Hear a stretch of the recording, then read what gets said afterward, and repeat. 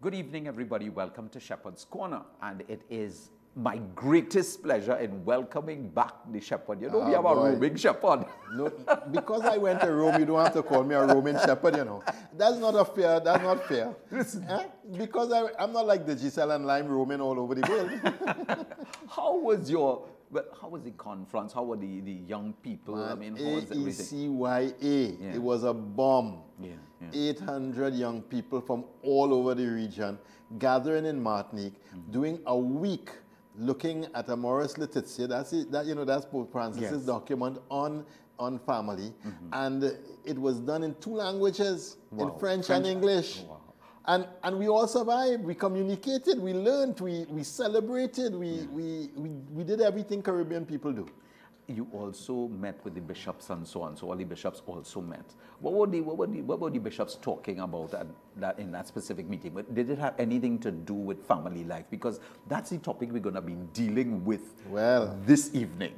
The theme of AECYA for last week was transforming the Caribbean family. Good. Hence the article this week. Yes. Archbishop, what are the bishops doing to transform the Caribbean family?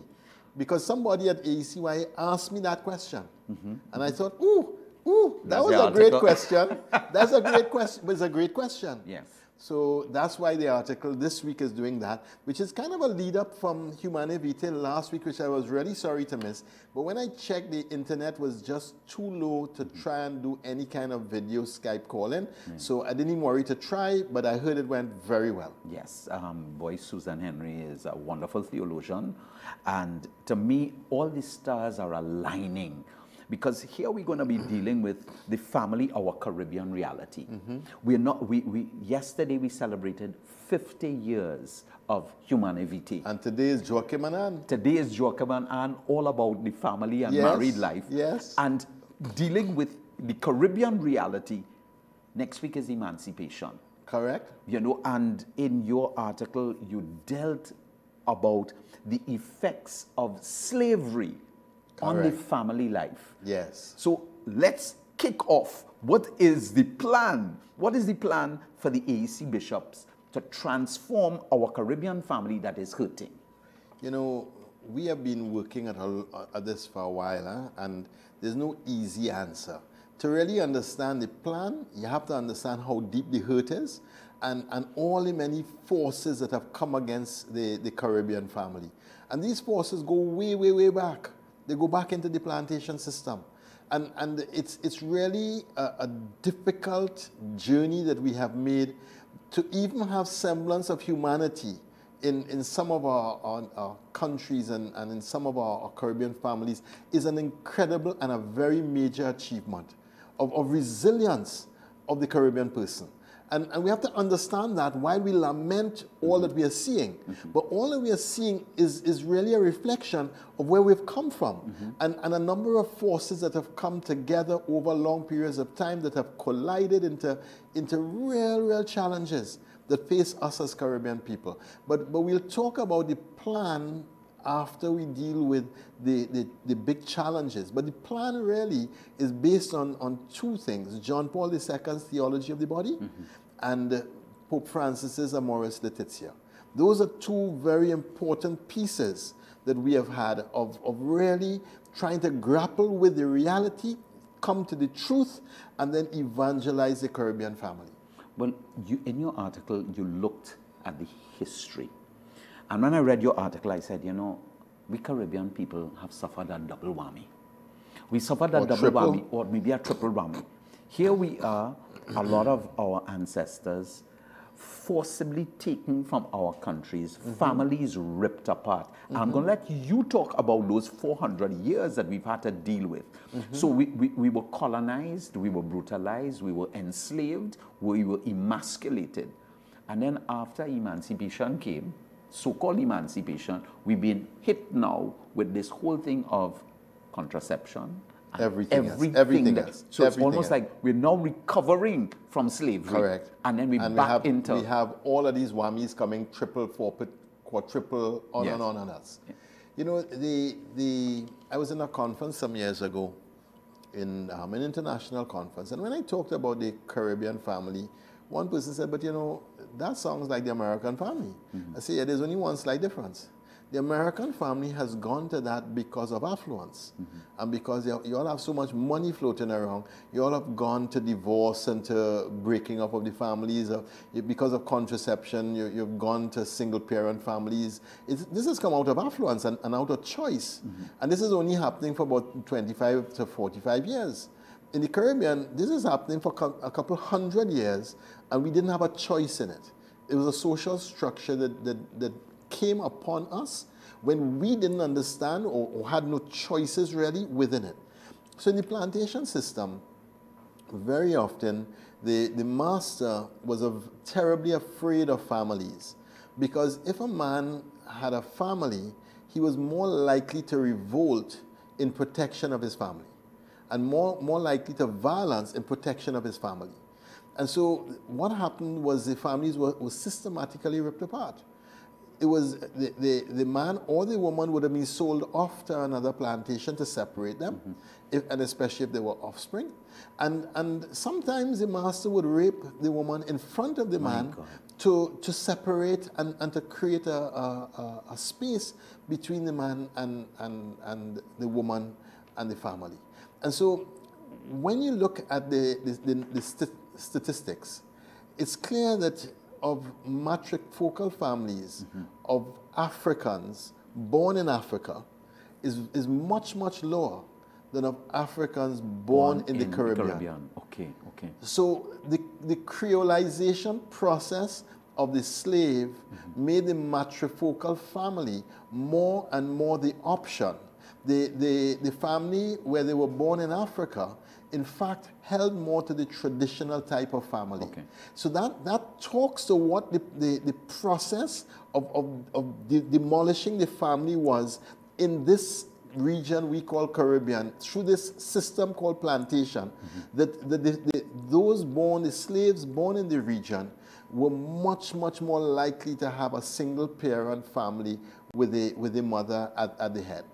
There are many who say that was just an African form of family. No. The two leading Caribbean scholars, Jean Besson and Barry Chavaz, who argue with intricate detail that this is not a West African matrifocal family. And this is not a European matrifocal family. The details of the family in Africa and in Europe are so different from the family in the region that you have to start now talking about Caribbean culture building in the midst of the bizarre system of plantation, that we managed to build a system that preserves some form of humanity and dignity in the midst of everything else that was so difficult for us. And so our foreparents found a way to build culture in spaces that just were so tight that it was really nearly not possible to make much choices. And yet, this form of family emerged in a way that allowed the family to find a way of preserving humanity and dignity that was quite something. So the whole thing of family land, ancestral land, that everybody owned the land. It wasn't one person, it wasn't everybody owned it. And insofar as you were part of that, you own that land. You always had a place to come back to call your own. So there were amazing features around the family that preserved our humanity. But you could imagine the pain in our Caribbean families right now because of that devastating period, and having emancipation in the late 1800s, 1836? And trying... 1838? And in that process, trying to heal itself, then we are hit again with another whammy. We again hit with another whammy, and you can see why families are struggling and families are in pain. Correct. And sometimes those who have not experienced that, or who have morphed, come out from, have more, I wouldn't want to say families that may have morphed out of that. But it's interesting to see so after the Africans, the Chinese were the next to come. That was in 1806. The Chinese first came. Their families pretty much remained intact. The East Indians came in after 1838 and after emancipation. Right, and so, but their families are pretty much intact. Then the Syrians, the Lebanese, etc., they came, and their families are pretty much intact. Those groupings are suffering from the same effects as westernization and the forces that have hit the American family. So the breakdown in family life in those groupings are more analogous to the problems that America is facing with westernization, with a little bit too much money, with choices, etc., which is a different phenomenon from the African Caribbean family, which is really about 80-something% of the Caribbean. And the lower social income bracket of the African family is much more hit by that than even those that come up through education and assimilation into other value systems, etc. Correct. That's what I meant by the morphing. And the healing that takes place slowly, generation after generation. So we can't deal with the Caribbean family like if it is some subset of Africa or Europe. It is not. Nor can we deal with it as if it is like what you see in America today with women heading households. It is not. It is something unique. And we have to find the way to heal the family in the Caribbean at its very root, and to offer Jesus Christ to the family at its very root, so that the family in its root could find this shoot of Jesse that will spring forth into a branch of nobility and bring out of our pain and brokenness a future full of hope. And that's really the promise of the gospel to the Caribbean family. But it will only happen if we really dedicate ourselves to the healing and transforming of the Caribbean family. So I'm going to use the word evangelization. Correct. That's the word. That's the big word. And it's the E word. It's the E word for this week. Remember, we promised to give your word every day. It's the E word. That's the E word. We're going to use the E word today. Evangelization. How do we then evangelize our people that are so broken and are so hurt and who have centuries of that sin that was perpetrated on them? I mean, I know that must have been discussed at the bishop's level, but that must be a task that only Jesus could solve. You know, thank God for Jesus Christ. Thank God for Jesus. Because this is something that is so beyond us. Right. As any individual. That we as individuals could propose the best theories we have and the best proposals we have. And it will all fall short because the pain is at such an elemental level that the structure nearly goes back into itself so quickly and so easily. It goes back into itself. The structure of infidelity, the structure of broken families, of men who take no responsibility for their children, of women who struggle to raise the children with some sense of dignity and values without the fathers present to them. These structures are social structures that return so simply. So even after a generation of stability, you can find the next generation going back into the instability of the generations before. And we have to understand that this is more than the individual weakness of individual people. There's a collective challenge that we face as Caribbean, and one that we have to find a way as Caribbean people to bring to the healing power and love of Jesus Christ. I want to go to your article. You said in the plantation system, the family was systematically undermined, deliberately separating couples, and as we discussed before, even raping women in front of their menfolk was part of our bizarre history. Very early on in the incidence of female-headed households in the Caribbean was much higher for slaves born in the region than slaves born in Africa, and a social structure began emerging out of the bizarre conditions we call plantation. And we are working against all odds in history. Every success in our families needs to be celebrated, as they are an amazing achievement.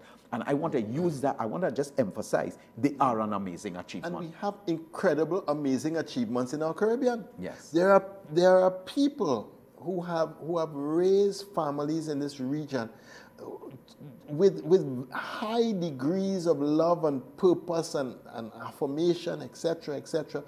That when you look at where they start, you will say to yourself, they don't have that capacity. Correct. And they supersede every expectation. I keep saying, the generation of my grandmothers, those are heroines in this region beyond doubt. Those women, without 2 cents to rub together, fed a family consistently. They educated them, they brought them up. And values, they made sure they lived by values, and those who were capable of education always got the opportunity to be educated. I don't know how that generation did it, but they lived a level of self-sacrifice and a level of giving to others that is way beyond anything I have seen anywhere. And it's just such an amazing. There was a lady, Rose Williams, who raised over 60 children in her lifetime. Not one was hers, but she raised them one after the other over many, many years. And as some grow and develop and leave, she bring in new ones. And in her late 70s and early 80s, she's still dealing with teenage children that she is raising in her house as her children. Not 2 cents to rub together. So there are incredible examples of, in the midst of our bizarre history, people who have shown sacrifice and love and a quality of holiness that have shone through the whole darkness with a light that is so powerful that you have to say, well, boy, thanks be to God that God is at work in this structure. And many of the families headed by women have produced priests. Yeah, yeah. We have several priests in our Caribbean that have come out of matrifocal families where the fathers weren't present or were visiting. And that's an amazing structure, and that's an amazing grace that we have always also had.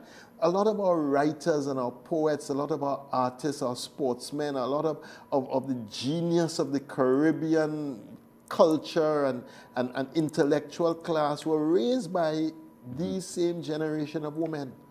And that is what I always find hopeful when I think about the Caribbean. That this generation of women were courageous, they were visionary, they had a moral compass, and they stuck to their guns in raising their children, and they didn't deviate, and they held those children to a moral code, hell and high water. And that is what saved our Caribbean for so many of our people. And that's what we celebrate. I remember listening to Christopher West. Actually, I've been listening to him over the last couple of days when we were, just looking at Humane Vitae, and discussing Humane Vitae. And he says, those women need to be celebrated. Yes. Those women have done amazing things. And one thing that he connected, which was for me amazing, he says, those were all women of great faith. Yes. And that to me was a blow mind. They had incredible, my 2 grandmothers, one was an Anglican, one was a Catholic, but they were both women of deep, resilient faith. Yeah, yeah. Deep, deep, deep faith. Yeah. I can attest to that too. For I remember, and I can give this testimony, my great-grandmother from Grenada, you know, she was in love with a white plantation So owner. you came from Grenada? Grenada. Good. Grenada is in the house. Grenada is in the house. You know, she had a child for the English plantation owner. And when he wanted to marry her, his family said, no, you could not get married to a black woman. Yeah. You know, and she had to run away from Grenada and come to Trinidad with her child and brought her up here. Yes. You know what I mean? She ran because of the antagonism. And the racism and on and on and on. A woman of deep faith. And then my grandmother came out of that, a woman of deep faith. You know, so we have to celebrate, as Christopher was said in 2008 when he was here, and in his... I'm saying that every one of these women are a testimony that we must acknowledge. Now let's flip forward, because, and I want the people listening, you know, and I want to use this. Let's be straight. Okay, you may not, some of you looking on here may not have that African heritage. And therefore, sometimes we look on at the African families struggling and judge them, and not understanding the reality. Correct.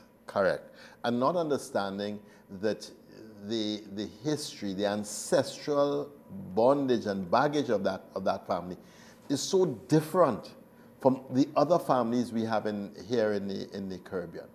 That, you know, when you look at the East Indian family, for instance, their families have remained pretty much intact. Yes. Because they had a totally different experience. Indentureship didn't put the strain on the family that the slavery did. It was totally different in terms of impact on the family and on family life. And so the East Indian has had a much more intact family. The Chinese, the Syrian Lebanese, and the white families of our nation have all had a much more intact family life than the African family. And so we're not trying to compare, but we must start with truth. And the truth is that this is a serious challenge, historical challenge. But that challenge is only one part of what happened. Yeah. With the sexual revolution of the 1960s, this rolls straight into your article.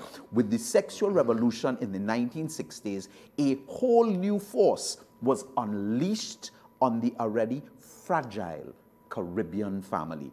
With contraceptives becoming more available, there was a separation of the two dimensions of human sexuality, the unitive and the procreative. Your words. Yeah. The sexual revolution did a number on us and on the whole world, because every civilization up until that moment had strong taboos around sex. Everyone. And the interesting thing is that tribes that emerged without contact with other tribes for 100 years or 200 years in all kind of remote parts of the world, everyone had prohibitions around a few things. Around human life, around birth, around the taking of life, around sex, around the family. They all had the same prohibitions. And there's something innate in us in protecting these things. That we put these prohibitions to protect. And all of a sudden, all prohibitions around sex are dismantled. Once contraception becomes a viable option, and we're talking both here of the pill, which was the first form, and then the condom, which was the second form that emerged in there are early forms of the condom, much earlier, but a form that was viable and readily consumable for people. Once these two forms emerged, it meant that the pleasurable aspect of human sexuality and the procreation of children were no longer connected. Correct. And so now that we have disconnected the pleasure from the procreation, we can have the pleasure all we want without having any procreation. And therefore, a notion has emerged from the sexual revolution that sex is really about pleasure and not about procreation. And it is this uncoupling that Paul VI saw when he was writing Humanae Vitae that gave him the chill, why he went against the commission that John the 23rd set up, that he grew and enlarged. He went against their recommendations. The Cardinal of Westminster, a few months before Humanae Vitae was issued, wrote an article saying that, well, you know, once the Holy Father considers the findings of the commission, couples will have a great ease in being able to use contraception and on. This is recorded in the Catholic News here in Trinidad and Tobago in 1968. It's in our Catholic News here. Right. And so he was wrong. Yes. He was dead wrong. Yeah. But this moment now is the next moment, because what we're really experiencing today is a backlash, or the tsunami that was unleashed by the sexual revolution, by the uncoupling of the procreation and the unitive, and the allowing sex to be seen in a totally different way from how it has ever been seen before. So in there, I know you want to quote this line, you know, about love songs. Listen, when I said, when you mentioned, you like that know, one. I know you quote that one. Hold on, I want to quote the Archbishop. He says, in my father's day, the love song was, I will love you forever. In my day, it was, help me make it through the night. Well, that's our day. Today, rapper 50 cents and a number of even soca artists, calypsonians, and I only use him new as generation. the best. He like to quote 50 cents. Is and sex 50 cent, a 50 cent, right? Today, the rapper 50 Cent has the love song Amusement Park. Sex is pure recreation. That's it. And when you listen to the language of young people, my friends with benefit. Yeah. I mean, the language now speaks this, eh? Yeah. What does friends with benefits mean? Right. And you know, they have other acronyms that they use, and these are relationships that have no romantic interest, but you know, when you're feeling for some recreational sport, there's where you go. Sex in the city. Do you understand? And there are so many things it that goes we on could and talk on and about. on. Yeah. The sexual revolution, now coupled with our Caribbean family, has now exploded now.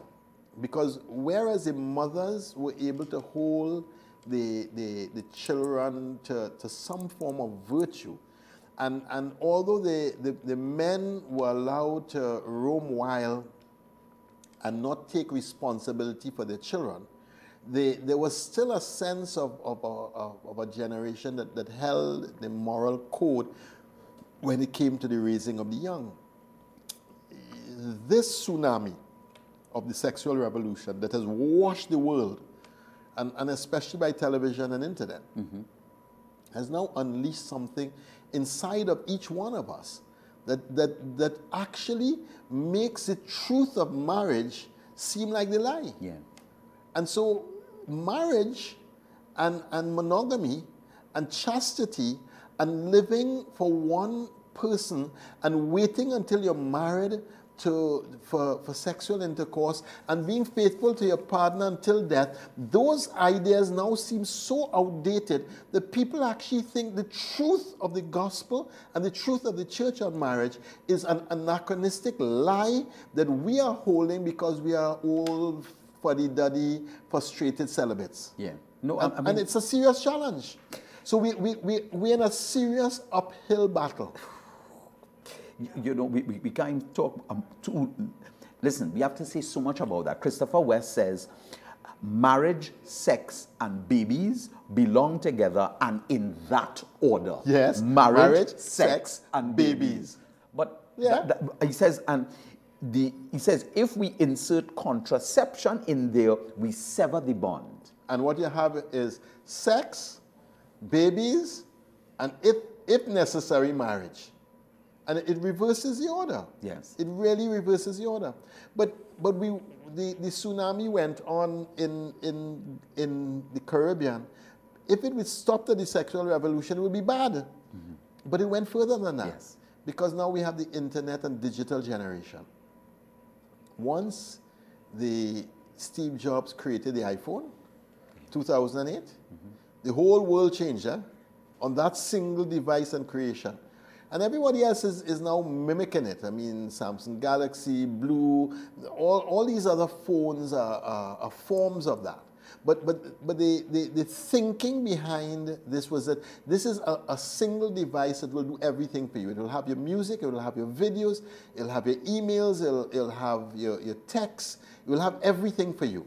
And once that happens, and then the internet, now this is in the 1990s, so cable television comes in. And all of a sudden, you start to see things on television you'd never get to see. In your life. We were watching Little House on the Prairies and Bonanza, right, and thinking that was ranchy, because it was on a ranch. And look at what we have now. And then all of a sudden, in one moment, 90-something channels emerge in your country, and 4 o'clock in the evening, you can see explicit scenes of sex in your living room. Explicit scenes. So the children now, growing up from the 1990s, were exposed in a way that we were never exposed. To find anything of deep interest, either a friend, father had to have something, or you had to go into a shop and go to the top shelf. Correct. And be man enough to take down something from a top shelf and go and pay for it, which you couldn't do. You couldn't do. You Which won't it was do impossible. Correct. So it was so well restricted to the teenagers that it was never a problem. Now it's there. And children are being sexualized now at 8 and 9 years old. And kids are stumbling into pornography now at 8 and 9 and 10 years old. And the brain can't distinguish between pornography and sexual abuse at that age, because the child's body is not prepared to understand the thing that it is watching, because the body doesn't have the knowledge as yet of what this thing is really about. And therefore, for the brain, it is like a trauma. It is like a form of abuse on the brain. When a child before puberty stumbles into these things, it is a serious form of abuse to a child. Dr. Sharon Cooper, who in reading your article and doing some research, she says, keep your children protected from seeing pornography. Yes. Keep your, and she is a psychologist. Yes. She says, keep them. I don't know how we're going to do it. So we're going to open up the lines now, because you all have been watching on, you've been hearing. Well, remember, I didn't tell you how we solving the problem. Well, but keep I going. have no idea. But the family, our Caribbean reality. We know that you have a lot of things that you would like to have His Grace discuss, talk about. I mean, this is big. This is really big, and as I mentioned, we have these 4 areas that all the stars are aligning, you know, and there's so much to talk about. Trinidad loves pornography. You know your statistics on this. Well, I said it. We are the #1 nation in the world on pornography, consistently on Google, consistently. Hold on. Trinidad and Tobago topped Google's list of countries with people using the search word porn. Article by Joel Julian. Trinidad and Tobago #1 since 2014. Since 2000. But we have a call. Good evening. Welcome to Shepherd's Corner. Good evening. Blessings. Good evening and blessings. His Grace. Yes, sir. Are you hearing? Very well. Good. As usual, you don't like to leave anything for us to really open up the conversation with. However, I would like to put something in the mix. Tell me. Education. Yes. With all what you discussed some earlier on, you have to put in education, because what education is pushing now, you have to get a degree, especially for women. As the old people used to say, make something of yourself. And when the woman catch themselves that their biological clock is ticking, trouble takes over, because some of them who would like to have a family, and we're using this word family with a quotation marks, would like to have a family, boom, they're getting themselves in trouble, they don't want to have a baby.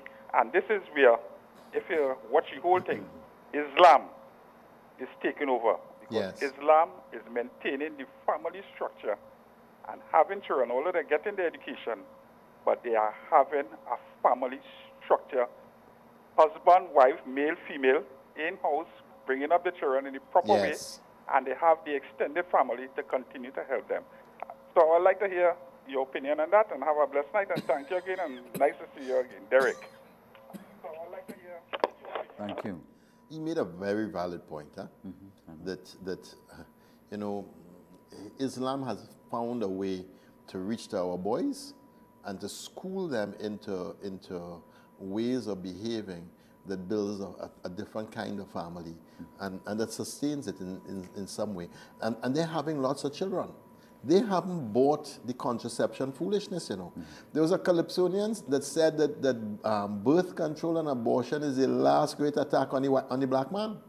And he's right. He's right. Because we bought it hook, line, and sinker. Yeah. And because we bought it, we've shrunk the family size, but we've also made the family more vulnerable than it has ever been before. Because it's become so individualistic. And the whole culture around families.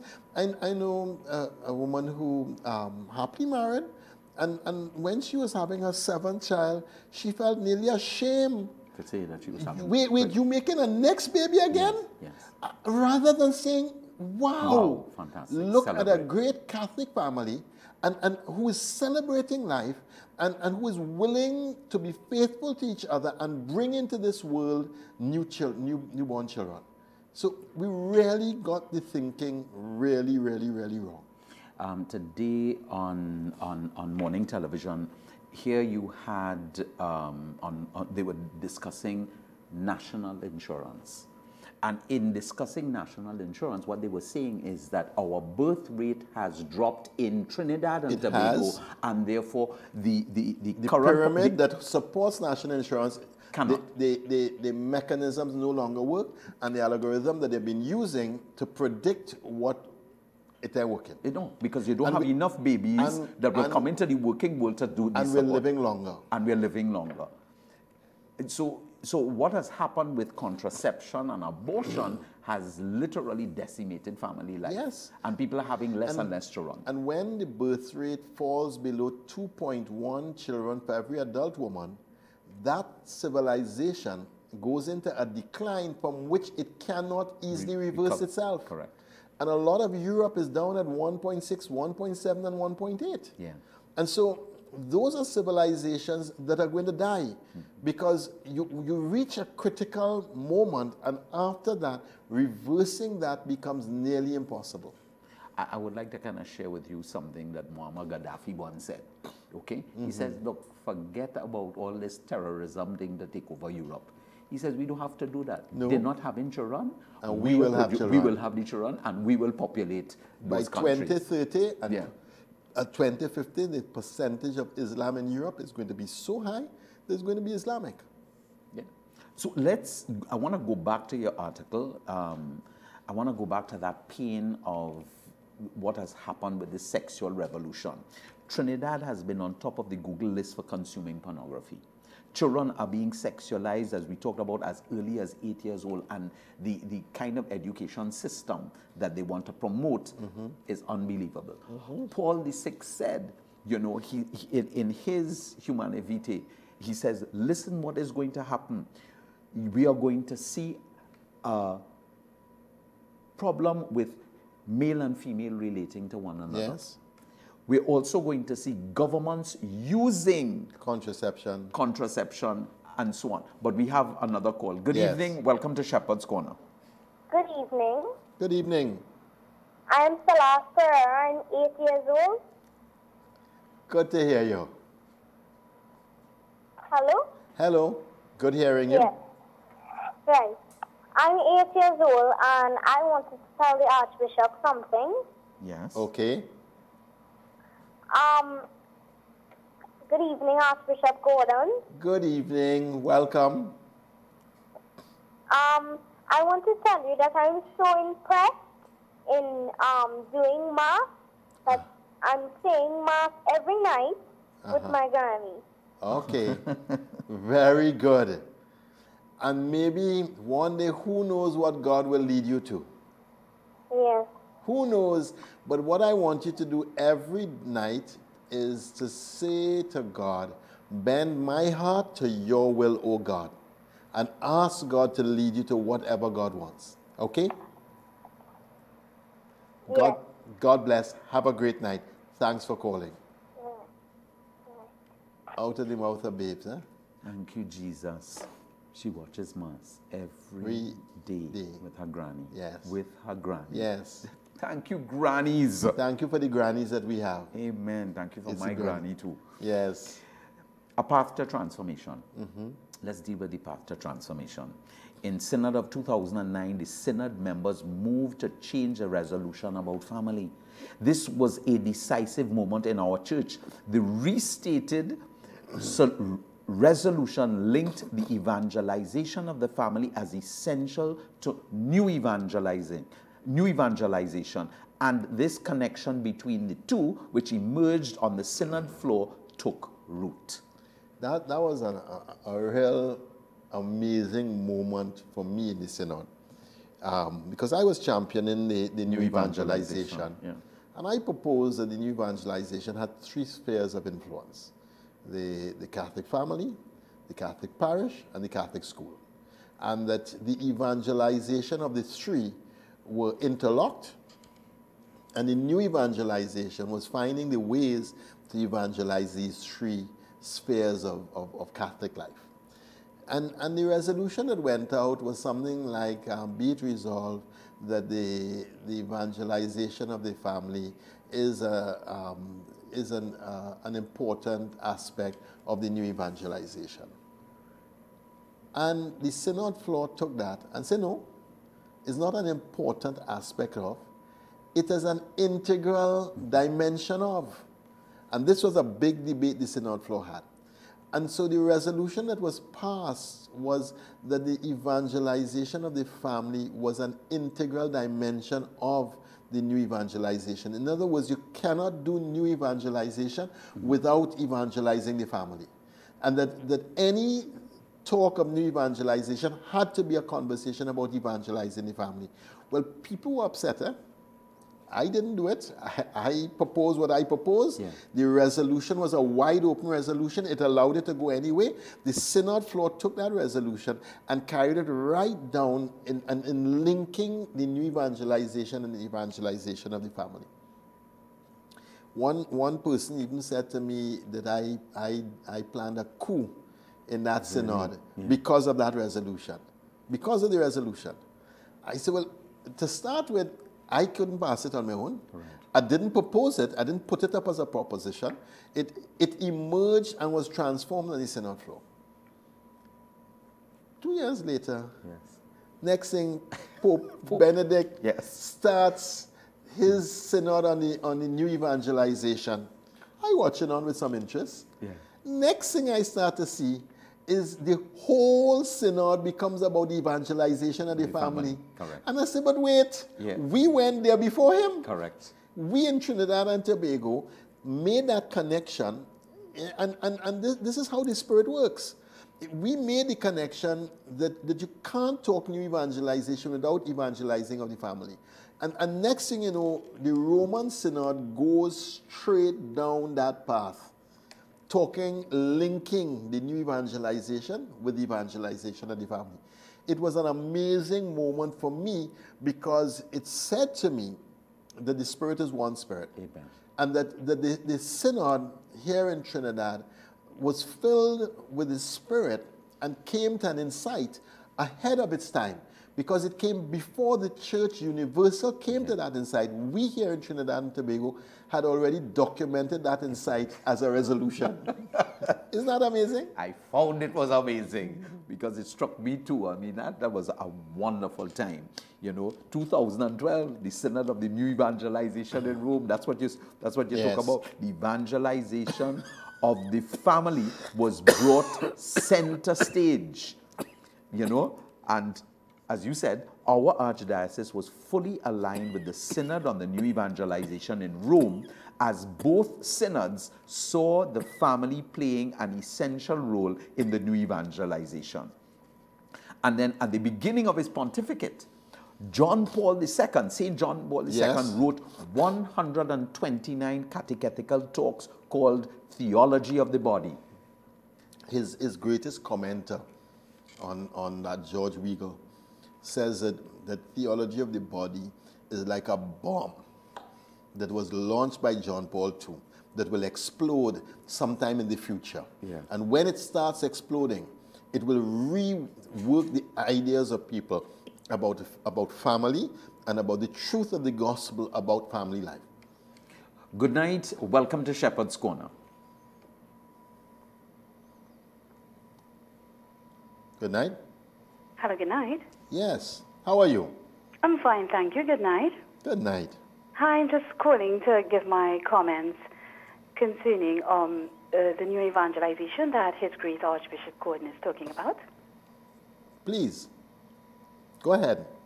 Okay, yes.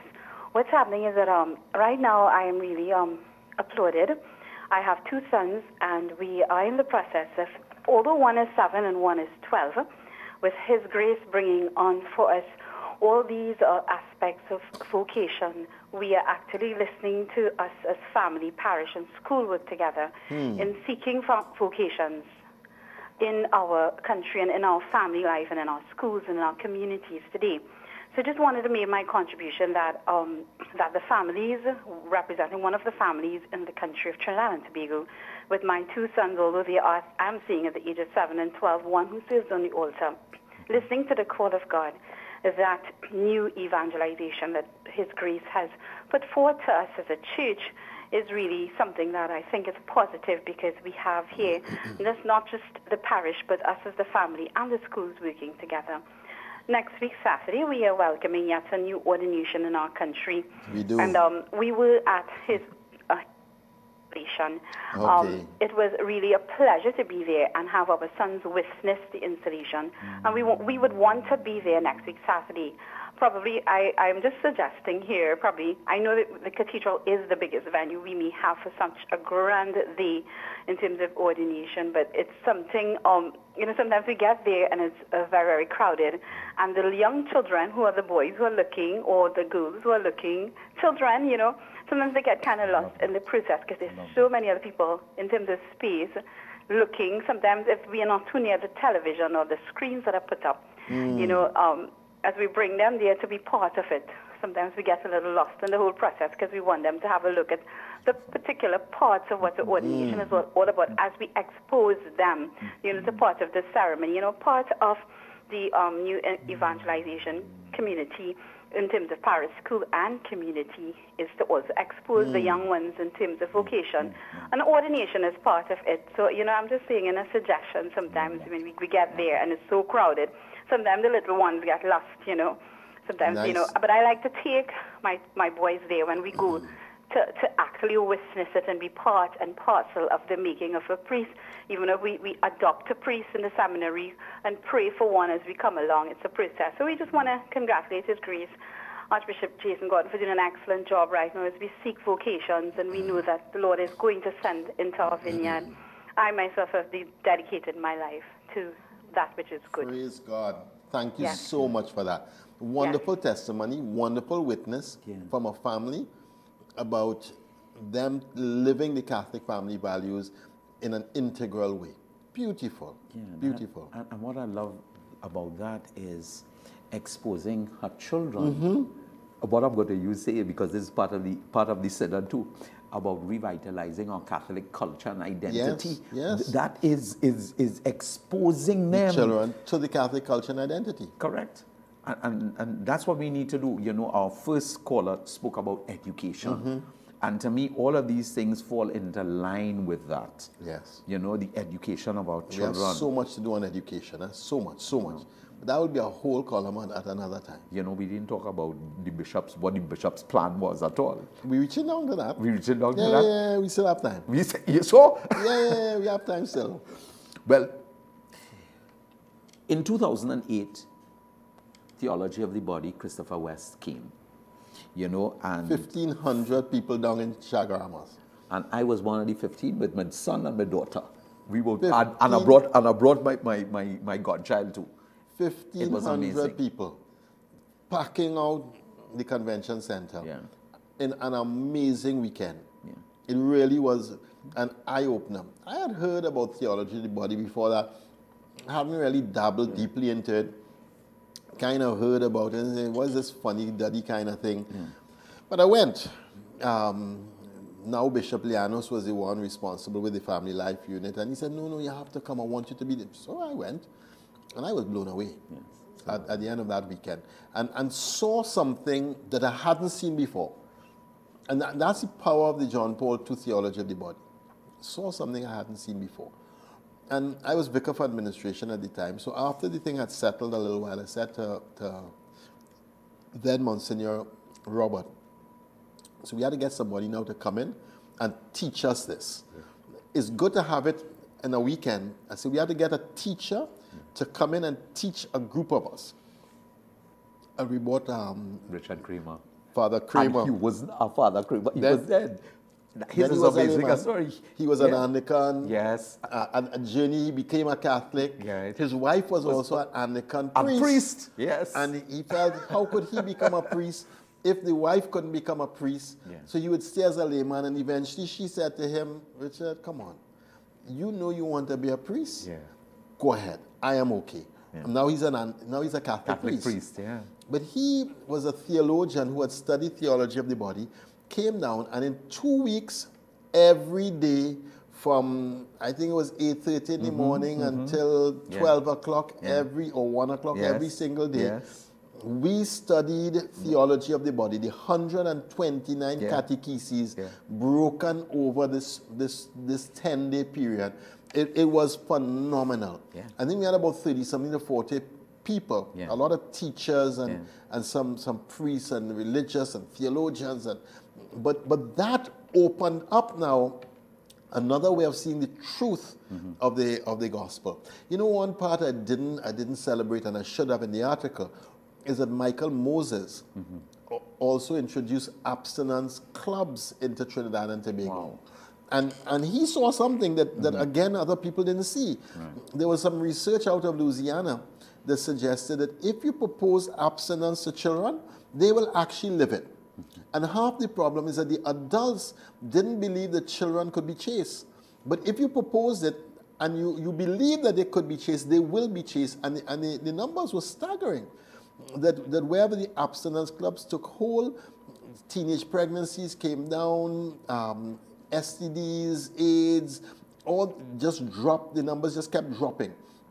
And so this Michael Moses of happy memory, brought that into Trinidad and Tobago also. And that was a whole other piece of the work of the overcoming of all these scourges that we have had.